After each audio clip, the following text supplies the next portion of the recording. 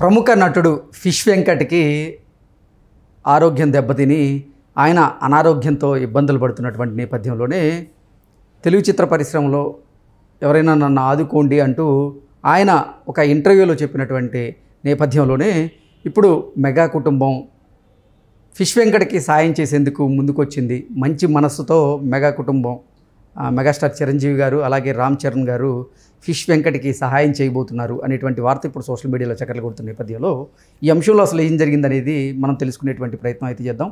ప్రస్తుతం మనతో పాటు ఉన్నారు ప్రముఖ సినీ క్రిటిక్ దాసరి విజ్ఞాన్ గారితో మాట్లాడదాం. విజ్ఞాన్ గారు నమస్తే అండి. నమస్తే. ఫిష్ వెంకట్కి ఆరోగ్యం సరిగా లేక ఆయన అనారోగ్యంతో ఇబ్బందులు పడుతున్న నేపథ్యంలోనే ఆయన తెలుగు చిత్ర పరిశ్రమలో ఎవరైనా నాకు సహాయం చేస్తే బాగుండు అంటూ ఒక ఇంటర్వ్యూలో కోరుకున్నటువంటి నేపథ్యంలోనే ఇప్పుడు మెగా కుటుంబం ఫిష్ వెంకట్కి సహాయం చేయబోతుంది ఆర్థికంగా అంటూ కొన్ని వార్తలు సోషల్ మీడియాలో చక్కర్లు కొడుతూ ఉన్నాయి. ఏం జరగబోతుంది? తనకి యాక్చువల్గా ఫిష్ వెంకట్ విషయంలో ఒక మంచి విషయం చెప్పాలి అంటే, ఆయన ఎప్పుడో సైడ్ విలన్గా వచ్చాడు కదా. ఆయన కళ్ళ ముందు ఎప్పుడో వచ్చాడు. ఆర్జీవి అప్పట్లో బ్రహ్మానందం చిన్నగా ఉన్నప్పుడు ఆర్జీవి కామెడీ విలన్ వేషాలు వేసాడు. అప్పటి నుంచి ఉన్నాడు ఫిష్ వెంకట్. ఇప్పటికి కాదు, మనిషి వయసులో పెద్ద అయినా కానీ ఇంకా అలా కనబడుతున్నాడు. సో ఆయన కళ్ళ ముందే ఎంతోమంది విలన్లు అయిపోయారు, పెద్ద విలన్లు. ఆయన కళ్ళ ముందే పెద్ద పెద్ద స్టంట్ మాస్టర్లు అయిపోయారు అందరూ. ఆయన అలాగే ఉన్నాడు. దానికి కారణం ఏంటంటే నోరు తెరిచి అడగడు నాకు ఇంత కావాలి అని. ఫిష్ వెంకట్ గారు రేపు షూటింగ్ ఉందంటే సరేనండి 9 గంటలకు బండి పంపించండి, పొద్దున 5 గంటలకు బండి పంపించేయండి, ఇంటికి పంపండి, అంతే, ఇంకేం లేదు. బండి వస్తుంది సాయంత్రం, సార్ ఇదిగోండి సార్, ఓకే, జేబులో పెట్టుకుంటాడు. అది ఎంత ఉంది, ఎంత ఇచ్చావు, నాకు ఇంత ఇవ్వచ్చు కదా అడగడు. నువ్వు ఇంత ఇవ్వు రోజు పని చేయి అనేది ఆయన కాన్సెప్ట్. అట్లా ఆ విధంగా పని చేస్తాడు. పొద్దున 5 గంటలకు వెళ్తే రాత్రి 7, 8, 9, 10 అయిపోతుంది ఇంటికి వచ్చేసరికి. కొంచెం మంద అలవాటు కూడా ఉంది. అండ్ అలాగే టీలు కాఫీలు ఎక్కువ తాగేవాడు. షూటింగ్లలో షుగర్ ఉందన్న విషయం ఆయనకు తెలియదు పాపం. తెలియక అది పెరిగింది. అండ్ అప్పుడప్పుడు ఎవడో ఒకడు వచ్చి హాయ్ సార్ ఇది స్వీట్ అంటే స్వీట్ తినేవాడు. తెలియదు కదా లోపల ఏదో ఉందని.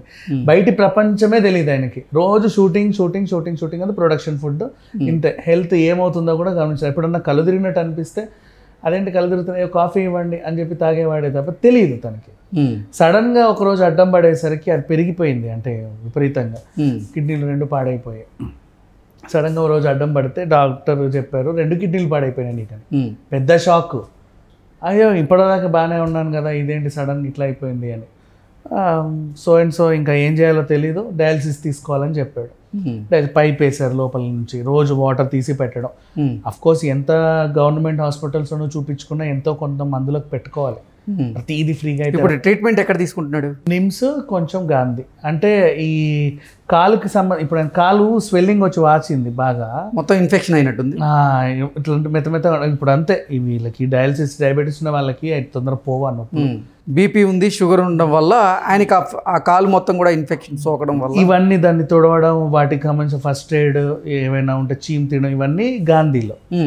డయాలసిస్కి సంబంధించి మొత్తం నిమ్స్లో. ఓకే. ఇలా అటు ఇటు తిరుగుతున్నాడు.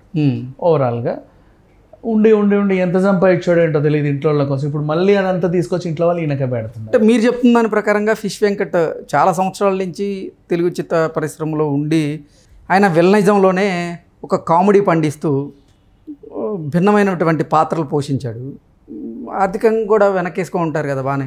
అదే అంటున్నా, ఇంత కావాలని అడిగేవాడు కాదు, నువ్వు ఎంత ఇస్తే తీసుకునేవాడు. అది ఫిష్ వెంకట్ అంతే. ఒక అసిస్టెంట్ని కూడా పెట్టుకోడు, ప్రొడక్షన్ దగ్గరే కూర్చొని తింటాడు. మళ్ళీ ఫిష్ వెంకట్ గారు చెప్పాలి అంటే మీకు అసిస్టెంట్గా చేసా, నాకు అసిస్టెంట్ వద్దు బాయ్, నాకు చాలు, నేను వచ్చి వెళ్ళిపోతా అంటాడు. సాయంత్రం అయితే ఇంత తాగి పడుకునేవాడు. ఇంకంత మించి ఏమీ లేదు, వేరే ప్రపంచమే తెలియదు. షూటింగ్ తెలియకుండానే ఆరోగ్యం పాడైపోయింది. ఇప్పుడు 1.5 సంవత్సరాల నుంచి షూటింగ్స్లో వేషాలు లేవు, ఈ మందులకి డబ్బులన్నీ ఖర్చు అయిపోతున్నాయి. అనుకోకుండా ఒక యాంకర్ వెళ్ళి ఇంటర్వ్యూ తీసుకొని బయటికి తీసుకొస్తే అందరికి తెలిసింది. అందరూ వెళ్ళి ఇంటర్వ్యూలు చేస్తున్నారు, సార్ చెప్పండి ఇక విసుకెత్తిపోయాడు ఆయన కూడా.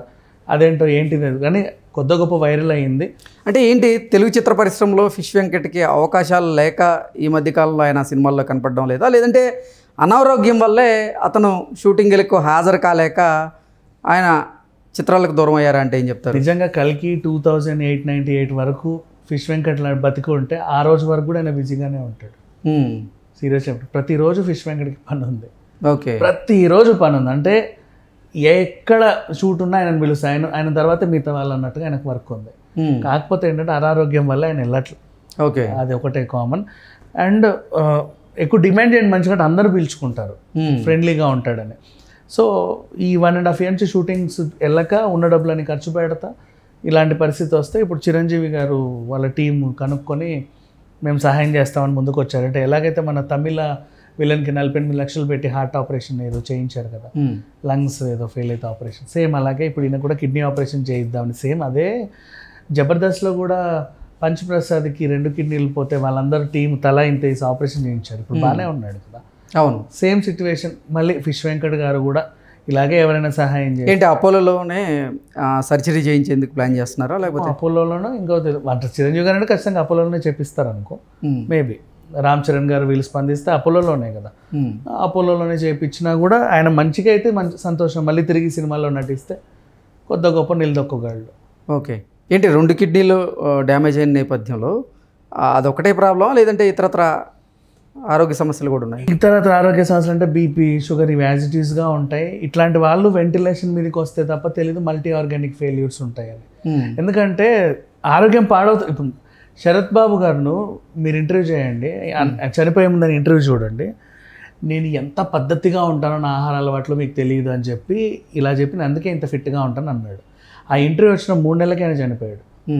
యాక్చువల్గా డాక్టర్స్తో మల్టీ ఆర్గానిక్ ఫెయిల్యూర్ ఒక్కటైంది, దాంతోపాటు ఇట్లా ఇట్లా ఇట్లా ఇట్లా ఇట్లా ఇట్లా అయిపోయింది. సేమ్ రాకేష్ మాస్టర్ కూడా అంతే. ఇప్పుడు ఈ మధ్య కరోనా తర్వాత వ్యాక్సినేషన్ తర్వాత చాలామందికి ఏ చిన్న ఆరోగ్యం వచ్చినా సరే అది అటెట్ ఎఫెక్ట్ మల్టీ ఆర్గానిక్ ఫెయిల్యూర్స్ అవుతున్నాయి. సో చెప్పలేము, అందుకని చెప్పేసి ఈయన త్వరగా సర్దుకుంటే బెటరు. అంటే మళ్ళీ సినిమాలకు రావాలని మనస్ఫూర్తి కోరుకుందాం. ఓకే అండి, థ్యాంక్ యూ సో మచ్.